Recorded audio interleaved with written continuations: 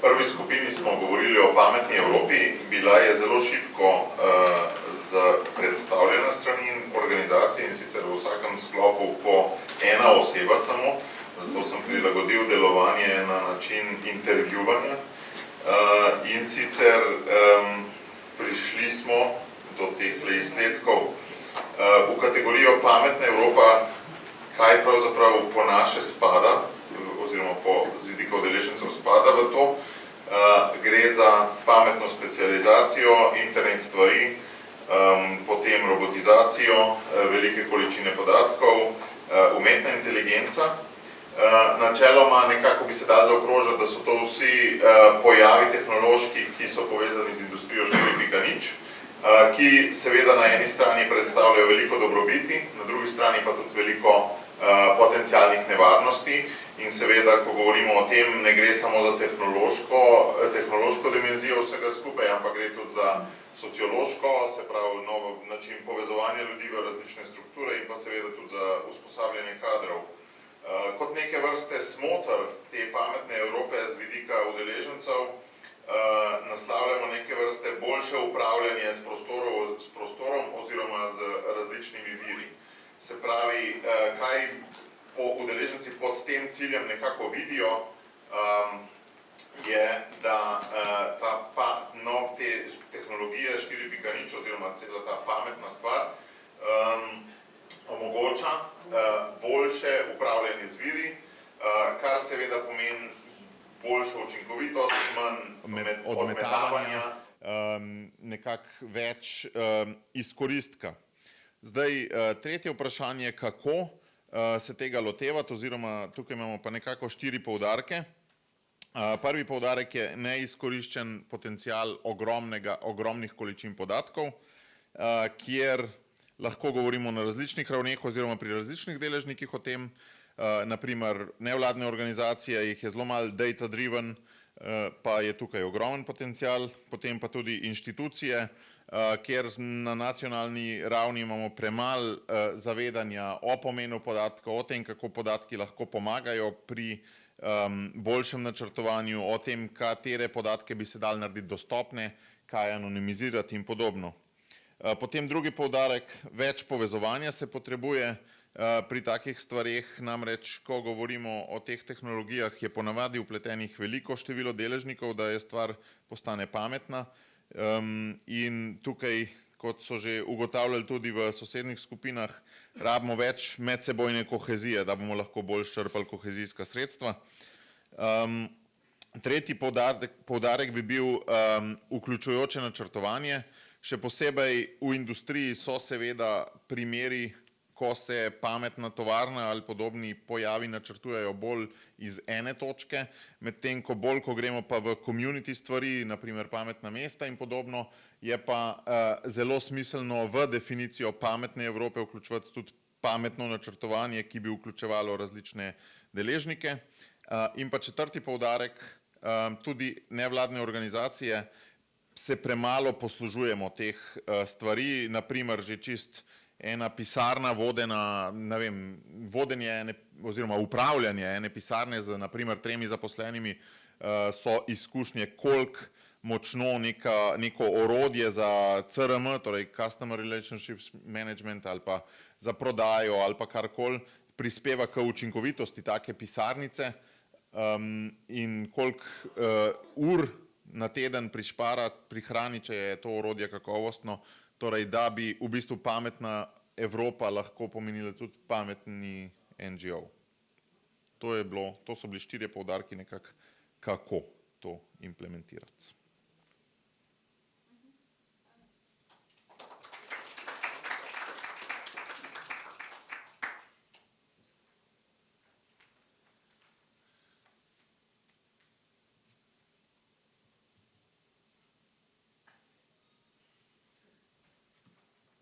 Predlagam kar, da gremo po vrsti gor, da se ne zadržujemo pri napovedih, tako da Andrej Gnezda, če lahko še bolj zelena, nizkoogljična Evropa, potem bomo šli na bolj povezano Evropo, bolj socialno Evropo in na koncu še Evropo bližje državljanom. Tako da jaz predlagam, da gremo kar en za drugim, kar bo lažje, tako da hvala. Jaz imam večji plonk cegelc. Mi smo določili ene par investicijskih prioritet.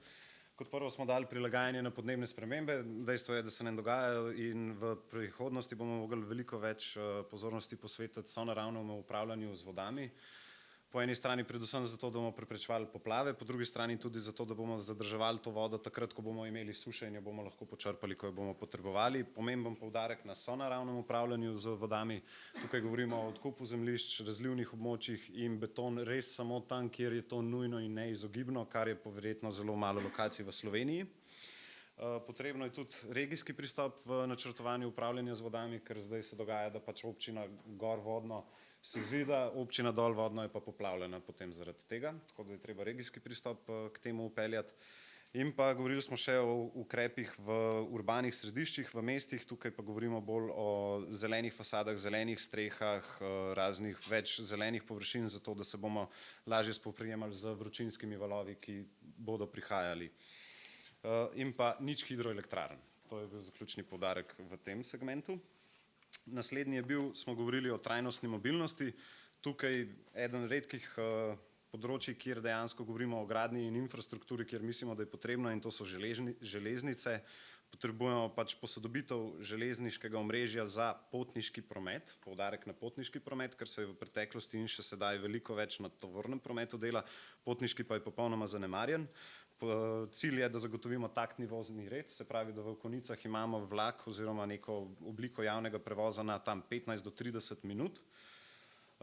In pa govorili smo tudi o intermodalnosti, se pravi, kako prideš do postaje, kako odideš od postaje. Tukaj govorimo o kakšnih postajališčih za električna kolesa, stojalih za kolesa in tako dalje. In pa tukaj smo povedali tudi, da nič cest ne sofinanciramo v tem segmentu. Naslednjo je bilo področje energetskih sanacij javnih stavb. To zadevo smo že v pretekli perspektivi precej financirali, ampak bi tukaj upeljali eno pomembno razliko. Če smo sedaj sofinancirali po modelu javno-zasebnega partnerstva, energetsko pogodbeništvo, kjer je deloma kohezija pokrila, deloma pa zasebni partner v modelu javno-zasebnega partnerstva, bi sedaj uvedli javni ESCO sklad, se pravi, da nek javni revolving fund vzpostavimo. In sicer zato, ker pri zasebnih partnerjih ti gledajo seveda tudi na finančni vzvod oziroma kako lukrativna je ta naložba in ostanejo tiste naložbe, ki finančno niso zanimive, pa jih je ravno tako treba izvesti, ostanejo neizvedene. Se pravi, da javnemu sektorju ostanejo, da tako rečem, gnila jabolka. In na tak način bi lahko to rešili, ker bi javni sektor oziroma ta ESCO sklad lažje financiral tudi tiste projekte, ki so finančno bolj zahtevni in z energetskega vidika ravno tako pomembni, ne prinašajo pa takih prihrankov, vsaj ne v nekem krajši časovni perspektivi. Govorili smo, da je potrebno podpirati preko kohezije uporabo lokalnih, naravnih materialov pri energetski sanaciji in energetski gradnji, da grobo rečeno ne podpiramo z gradnjo z stiroporom, ampak preprosto z lesom ali nekimi drugimi naravnimi materiali in pri tem upoštevamo, koliko je vgrajene energije v to stavbo bilo. Se pravi, da gremo k LCA pristopu, kjer v celotnem krogu od izdelave materijala do rušenja stavbe upoštevamo energetske tokove oziroma bilance. In pa pomembno še, da se nadaljuje z podpiranjem oziroma da se še naprej gleda na energetsko revščino. V trenutni perspektivi imamo sredstva za ta namen, ki še vedno niso bila porabljena. To se mora pač čim prej razrešiti, predvsem je pa pomembno, da tudi potem v bodoče ohranimo to, ker bodo vedno verjetno žal neka gospodinjstva, ki se bodo težko soočala z financiranjem energentov, ki jih potrebujejo pač v gospodinjstvu. Naslednje področje je bilo prestrukturiranje industrije oziroma gospodarstva. Tukaj smo govorili o spodbujanju krožnih modelov, spodbujanju ekodizajna in ekoinovacij, podpore različnim pilotnim projektom, kot je na primer proizvodnja vodika iz OVE, s katero potem poganjamo neke procese v energetsko intenzivni industriji, bistveno več tudi okrepiti sredstva za raziskave in razvoj. Tukaj podjetja bodo potrebovala nove poslovne modele, nove proizvodne procese in nove produkte in to je povezano z stroški. Načeloma so sredstva že v tej perspektivi bila za ta namen rezervirana, vendar pa niso bila počrpana za ta namen, tako da je pomembno tudi kakšne kazalnike oziroma da v samem razpisu dejansko zastavimo tako, da so sredstva namensko porabljena. Potem je področje biodiverzitete. Tukaj smo govorili, da bi morali podpreti projekte, ki bi ponudili nek pregled stanja, kakšno je stanje na terenu in potem tudi za neko redno izvajanje monitoringa v bodoče, da dejansko ljudje, da imamo denar za človeka, ki bo na terenu in bo spremljal, kaj se dogaja in poročal o tem. Ja? In pa v tem kontekstu smo govorili tudi o pomenu ohranjanja malih kmetij. Tukaj nismo bili zelo specifični, deloma to v PRP pade. Bojazen je bila ta, da z intenzifikacijo, industrializacijo kmetijstva in monokulturami bistveno bolj posegamo v habitate in na tak način posredno v samo populacijo in biodiverziteto, zato je v interesu Slovenije, da ohranja male kmetije, ki niso tako intenzivne in načeloma nimajo tako uničujočega vpliva kot neki večji industrijski obrati.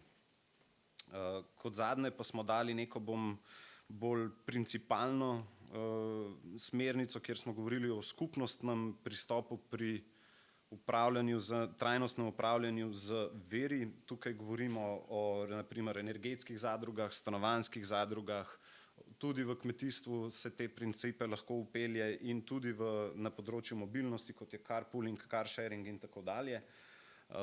Konkretno tukaj zakaj, naprimer tudi ker, da imajo dejansko ljudje, ki živijo v tem lokalnem okolju, koristi od teh projektov, da lažje, bom rekel, da se tudi socialni položaj na tak način izboljša in tako lažje prepoznajo te pozitivne doprinose teh projektov. Konkretno smo imeli primer enega krajinskega parka, kjer je direktor pojasnjeval, da pač je težko ljudem predstaviti, zakaj toliko skrbijo za žabe, če se zelo plastično prikažem, medtem ko se ljudje ne čutijo toliko vključeni ali da bi imeli neke koristi.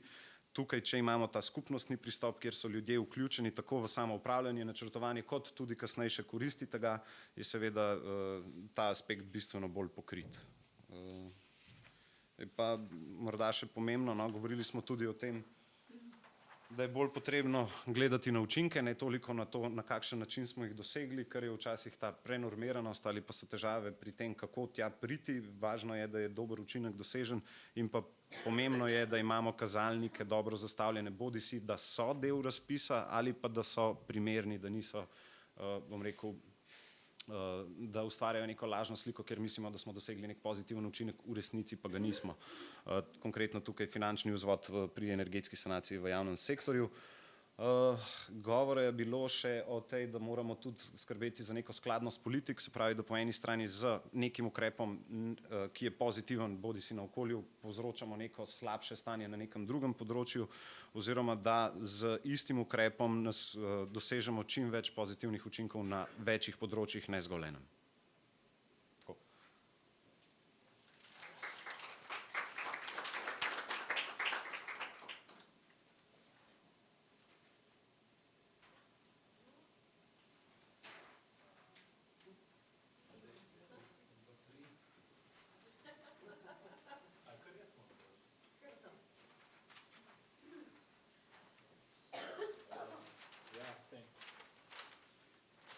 Najprej dve metodološki pojasnili. Naša skupina je pokrivala področje mobilnosti in pa IKT povezljivosti. Ne to, da smo bila samo predstavnika iz nevladnih organizacij iz področja informacijske družbe, smo potem celotno skupino fokusirali na IKT povezljivost, se pravi na vprašanje informacijske družbe. Mobilnost so šli pa pol, mislim, k vaši skupini za ekologijo. Zdaj, druga stvar, ki je pomembna pri tej IKT povezljivosti, je to, da je to tema, ki se povezuje s prvo, ki jo je Matej predstavil, se pravi pametna Evropa, deloma se navezuje tudi na socialno Evropo, ko boste videli, pa na tisto zadnjo Evropa bliže državljanom. Skratka, na nek način je vse to bilo povezano, ker je tudi ta digitalizacija neka horizontalna tema. Zdaj predstavljam bom dva sklopa vsebin. Prvi sklop so vsebinske teme, za katere mislimo, ki se nanašajo na informacijsko-komunikacijske tehnologije, mislimo, da bi mogle biti v naslednji finančni perspektivi vključene. Drugi sklop so pa vsebine, ki se nanašajo na izvajanje projektov oziroma operacionalizacijo. Se pravi, prva vsebinska stvar, ki jo želimo izpostaviti, je to, da v prejšnji finančni perspektivi tisto, kar je država Slovenija zapisala v strategijo razvoja informacijske družbe, se pravi strategija Digitalna Slovenija 2020, pa tisto, kar je bilo potem v tej finančni perspektivi, ki se zdaj izteka, je bilo tako kot dan pa noč, se pravi, strateške razvojne prioritete Slovenije niso bile vse vključene v financiranje za evropska kohezijska sredstva, zato imamo zdaj v Sloveniji neko neuravnoteženo digitalno sliko naše države in zdaj zato tudi pričakujemo za naslednjo finančno perspektivo, da bo za to naše področje informacijske družbe oziroma digitalizacije, IKT, kakorkoli vzamemo, da bo res področja noter, ki smo jih tudi opredelili kot strateško razvojno pomembna za našo državo. Seveda z vsemi temi prioritetami tudi Evropske komisije oziroma pričakovanji. Katere so pa zdaj te konkretne IKT prioritete? Prvo področje krepitev digitalnih veščin. Tukaj je Slovenija pod povprečjem Evropske unije po indeksu digitalnega gospodarstva in družbe. Ta digitalne veščine vključujejo tudi digitalno pismenost, vse gre pa v tem kontekstu boljše kakovosti življenja za uporabo informacijsko-komunikacijskih tehnologij. Potem na to se navezuje e-vključenost, predvsem starejših, pa socialno šibkejših, socialno ogroženih družbenih skupin. E-vključenost predvsem mislimo dostop do programske in pa strojne opreme. Kmalu se bo pa tudi pokazal pa problem digitalne neenakosti, ker bomo v bistvu imeli preko slej družbo 100% dostop do interneta pa digitalnih tehnologij. Vprašanje pa je, koliko tega interneta pa koliko teh tehnologij si bo lahko različne družbene skupine privoščile. Koliko interneta bomo imeli pa kako hiter bo. To bo pač ta neenakost med ljudmi bo tudi prisotna na svetovnem spletu. Potem tretje področje, ki je pomembno, mislim, da je e-uprava. Tukaj je Slovenija naredila kar en napredek v prejšnji perspektivi, manjka pa predvsem to večja uporabnost storitev e-uprave. Tukaj mislimo, da manjka nek ekosistem deležnikov, predvsem vzpostavljati to neko družbeno prepoznavnost, kaj vse omogoča e-uprava, katere so storitve. Potem podobne področje imamo na področju odprtih podatkov, imamo portal OPSI odprti podatki, ki je bil financiran tudi z evropskimi sredstvi, nimamo pa ekosistema deležnikov, ki bi te odprte podatke dejansko uporabljali. Med njimi tudi nevladne organizacije, to je že Matej omenil, tukaj zdaj organiziramo en dogodek ravno na to temo. Potem pa drugo področje znotraj e-uprave, ki je pomembno, je pa krepitev odprtih standardov. V e-poslovanju državne uprave, tako v odnosu državljanov po odnosu do podjetij in pa e-storitve za večjo participacijo občanov oziroma državljanov. Različili smo te, da bi se lahko en pilot financiral z evropskimi sredstvi za izvedbo e-volitev, pa tudi mi nimamo v okviru e-uprave razvitega enega sistema e-podpisovanja podpore, bodisi za kandidate na volitvah, bodisi za e-peticije, v tem kontekstu tistega, ko imamo po ustavi možnost zbiranja podpisov za peticije pobude državljanov. Te zadeve nimamo še elektronsko podprte. Potem zadnje področje vsebinsko je pa pametna mestna skupnosti. Tukaj predvsem mislim, da je treba več graditi, sredstvo nameniti razvoj človeških virov, čeprav to zdaj, ravno zdaj v teh 5 prioritetah se bodo ravno ti človeški viri, se bodo zelo težko nek način izkristalizirali kot neko področje financiranja. Predvsem gre za večjo vključenost občanov, pa nevladnih organizacij v razvoj storitev pametnih mest, v vključevanje v partnerstva in pa v procesu odločanja. To je pa ta zgodba, e-mobilnost, e-zdravje, vse te zgodbe, internet stvari. In pa na koncu še izvedbene stvari glede razpisov, ki bi sledili seveda potem, ko bi bila ta finančna perspektiva sprejeta. Predvsem se želimo, da bi razpisi več vključevali nevladne organizacije kot upravičence, bodisi kot nosilce, kot partnerje, pa kot zunanje izvajalce. Potem, zakaj? Pa je treba tudi napisati, zakaj je to smiselno pričakovanje, zato ker imajo nevladne organizacije dostop do uporabnikov, do občanov, zagotavljajo uporabniško izkušnjo in pa tudi nek način skozi ta proces izvajanja projekta, se pa tudi rezultati projekta, so to inovacije, aplikacije, produkti so bolj družbeno sprejemljivejši. Potem glede razpisov je pomembno tudi to, da je neka smiselna administrativna obremenitev. Vemo, da je s temi evropskimi kohezijskimi sredstvi kar veliko pritiska na izvajalce projektov v smislu poročanja, pa vse težave s tistimi informacijskimi sistemi.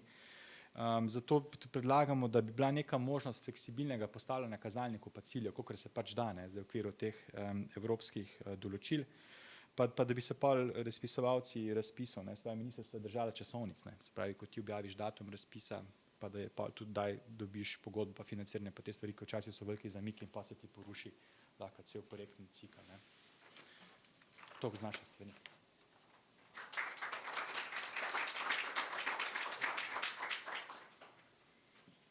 Ja, naš zapisnik je pa tukaj zadaj, tako da bom malenkost izpostavila. Ni tako dolg, ni cel flipchart, tako da ne bat se. Ok, naša tema, bolj socialna Evropa. Najbrž se strinjate, da je to zelo široka tema, nekaj stvari ste že povedali. Mi smo determinirali 7 področij, ki so se v naši skupini izoblikovale kot tiste, ki jih želimo naslavljati, potem pa imamo še nekaj priporočil bolj splošnega birokratskega značaja. Tako da prva stvar, ki se izpostavlja, so stanovanja. Predvsem želimo prilagojena ciljnim skupinam s posebnimi potrebami, starejšim invalidom.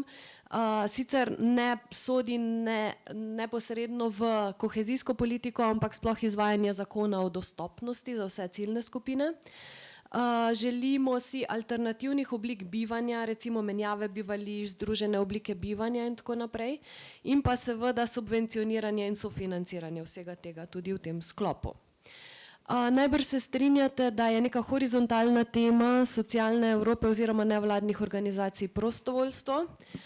Tukaj si želimo predvsem financiranje podpore tega.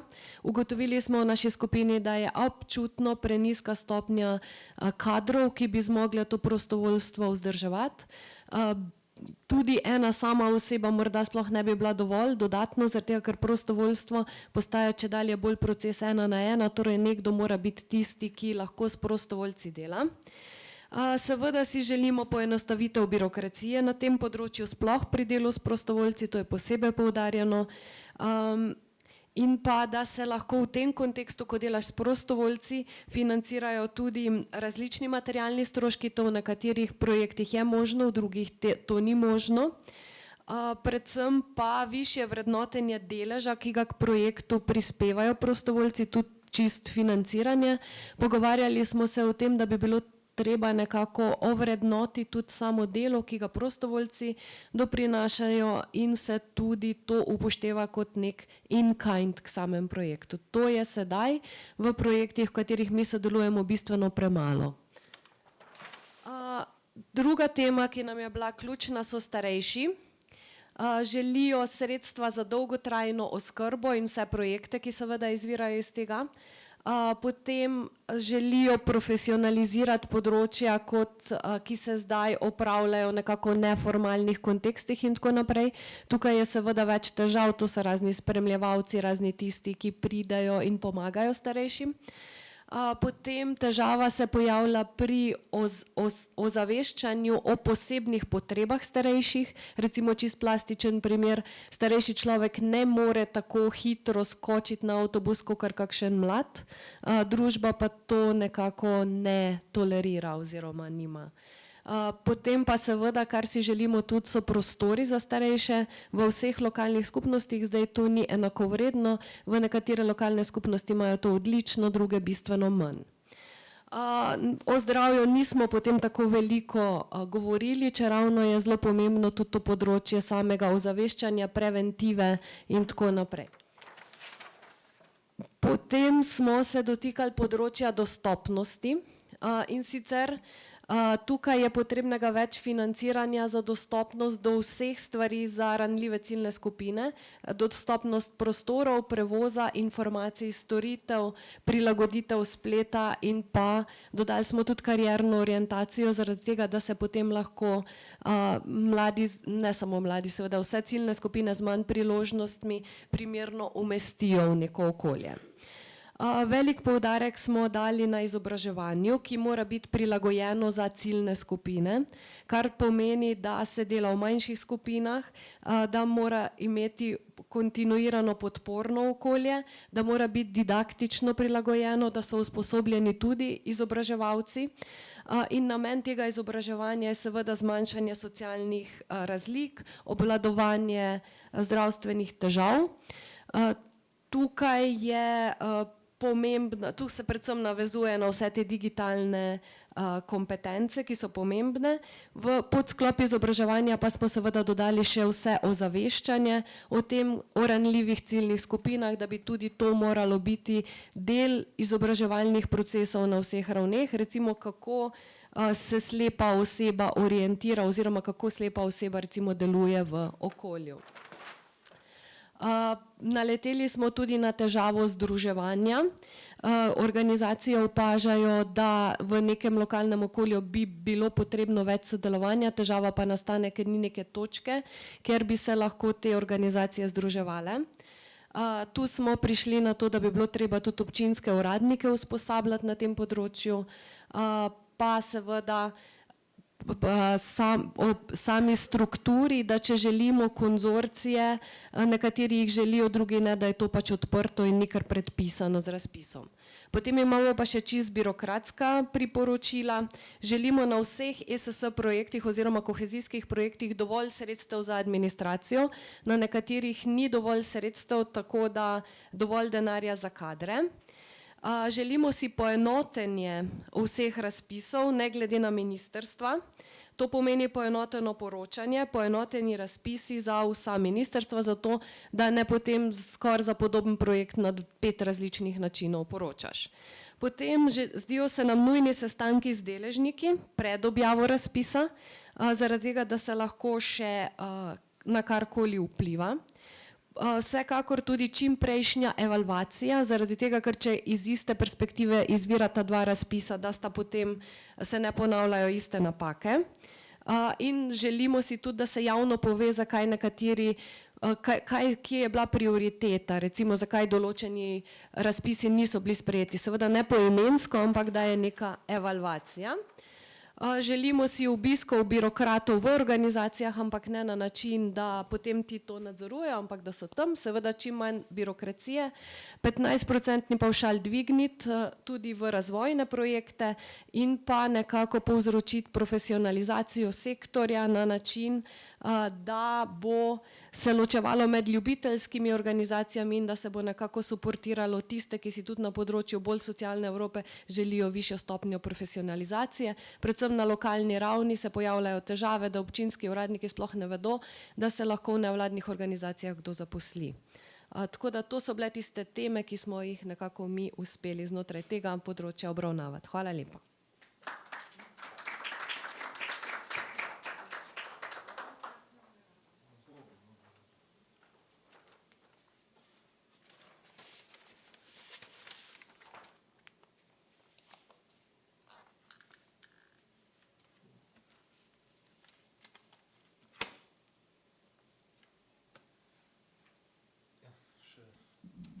Še z moje strani lep pozdrav, mi smo bili 5. skupina, obravnavali smo cilj bolj Evropa bližje državljanom. Vsi vidite, smo kar dosti brainstormali, smo na koncu ugotovili, da je v bistvu največja ovira pri prijavah na razpise nam birokracija oziroma pa ne nujno prevelik obseg birokracije, ampak tudi malo mogoče ne najbolj zastavljene prijavnice. Potem je seveda s financami problem, z predplačili, marsikatera organizacija ne morejo sfinancirati drugače projekta kot s predplačili, tako da to je zelo velik faktor. Potem roki za povračilo sredstev so dostikrat malo težko razumeš, da je pol leta traja, da se sredstva povrnejo. Potem smo ugotovili, da je treba, da je bilo zelo dobro vse skupaj poenostaviti. Pač enostavno birokracija preveč in enostavno bi to vsem prijaviteljem bi to koristilo.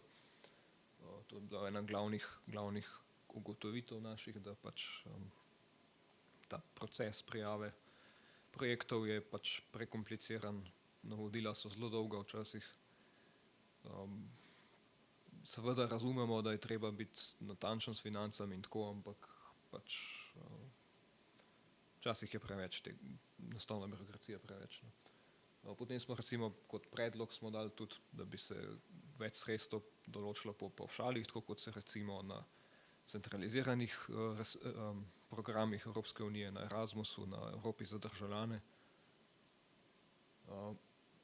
Ja, in poenostavljeno poročanje. No, potem smo tudi pogledali, na koga lahko naslovimo te predloge. Smo ugotovili na službo vlade za razvoj in kohezijsko politiko najprej, potem pa na posredniška telesa in obe ministrstvi, ki koordinirata tudi lokalne akcijske skupine za gospodarstvo in za kmetijstvo. Potem smo ugotovili, da je velik faktor pri projektih tudi pomanjkanje medsektorskega sodelovanja, ker enostavno je malo sodelovanja med organizacijami, ki prijavljajo projekte, se pravi nevladnimi organizacijami in civilno družbo, državljani in gospodarstvom na drugi strani in seveda državnimi inštitucijami. Tega je zelo malo in predvsem pa tudi ni nobenega, v bistvu ni nobene uradne, nobene formalne skupine, ki bi medsektorsko usklajevala vse te deležnike.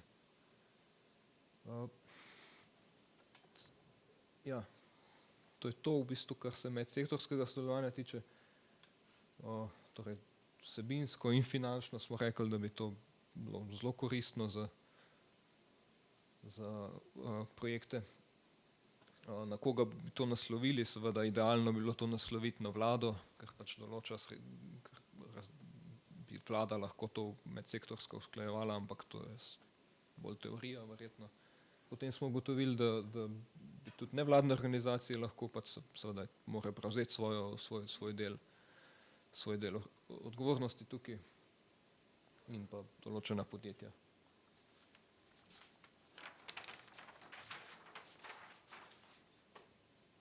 Ugotovili smo, da je tudi eden od težav, s katerimi se soočamo, vidnost rezultatov oziroma pomanjkanje otipljivih rezultatov, ker stvar je v tem, predvsem na tem cilju, kjer smo se mi ukvarjali, se pravi Evropa bliže državljanom, je stvar v tem, da boš dostikrat težko predstavil trde cilje, konkretne cilje, torej konkretne rezultate, pardon. Enostavno ne moreš pokazati, smo pa zgradili to pa to, ta pa ta objekt smo, ne vem, prenovili cesto in tako naprej, ampak gre bolj za povečevanje aktivnega državljanstva, družbene participacije državljanov. In to seveda je malo težje zmeriti ali pa fizično pokazati, kot pa mogoče na drugih vsebinskih ciljih. Kot recimo kolega, ki je prej o zeleni Evropi govoril, je to malo lažje. Ja, potem smo ugotovili, da je tudi določen problem z trajnostjo oziroma z dolgoročnostjo rezultatov projektov. Namreč dostikrat se enostavno poišče rezultate samo do te mere, da se zadosti projektnim zahtevam in se enostavno ne gleda na dolgi rok. Več bi bilo treba pri projektih, ki zadevajo Evropo bliže državljanom, bi bilo več treba nameniti torej trajnosti rezultatov, enostavno na dolgoročnosti. Ja, to je to. Potem smo še poseben poudarek še namenili participaciji, ker je to pač enostavno gre z roko v roki z približevanju Evrope državljanom. Smo ugotovili, da je pač še dosti dela na tem področju, da je treba enostavno ljudi prepričati, da je šele aktivno državljanstvo pomeni, da si državljan in ne samo, da se pritožuješ, ampak je treba seveda razmišljati o svetu okoli tebe. In tle je še veliko dela v Sloveniji, pa tudi marsikje drugje po Evropi verjetno.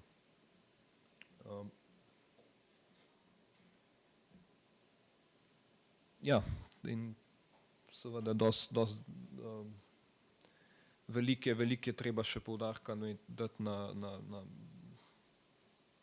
bottom-up pristopu torej, da državljanom omogočimo vključevanje v družbeno participacijo s tem, da se jim približa Evropa in državljanske vsebine na čim bolj razumen način. Ok, pa smo še rekli, komu naslovimo to tematiko. Smo rekli Ministrstvo za javno upravo, tudi za delo, družino in socialne zadeve, kot pač sociala, kot socialni del te inštitucije, pa lokalne skupnosti in občine. Ja. To je to. Če ima še kdo drug kot naše skupine kakšno pripombo, pa kar mislim, da ne.